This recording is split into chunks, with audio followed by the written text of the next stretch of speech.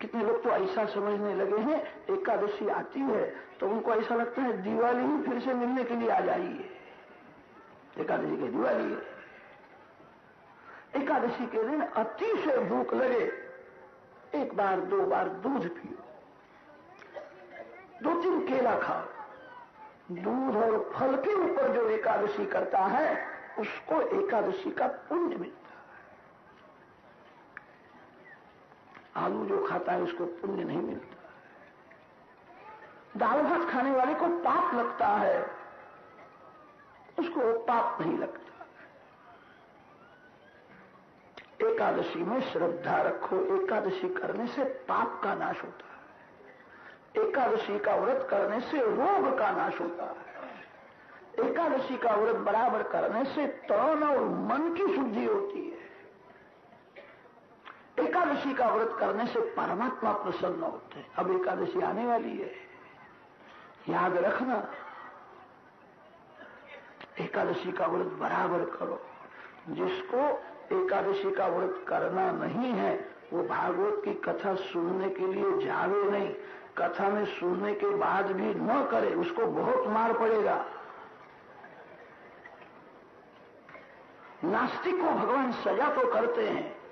नास्तिक भगवान को कहता है मैं कभी कथा में जाता नहीं था, मैं मंदिर में जाता नहीं था, मैं जानता नहीं था। उसको सजा तो होती है, कम होती है। जो कथा सुनता है, मंदिर में जाता है और एकादशी का व्रत नहीं करता है, 12 मास की एकादशी करो, आपका कल्याण होगा। आपके ऊपर भगवान कृपा करेंगे। आज से निश्चय करो कि एकादशी का व्रत बराबर करना। मन से आप बराबर निश्चय करो तो एकादशी के दिन आपको भूख भी लगेगी नहीं।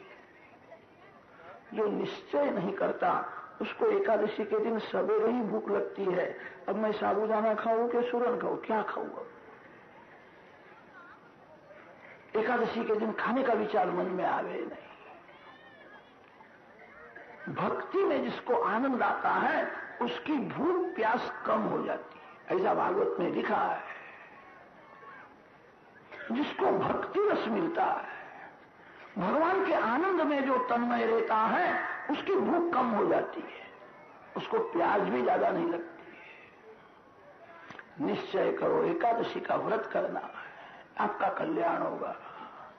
एकादशी का व्रत करने से रोग का नाश होता है, पाप का नाश होता है, तन की शुद्धि होती है, मन की शुद्धि होती है, भगवान प्रसन्न होते हैं। बहुत लाभ है। एकादशी में श्रद्धा रखो।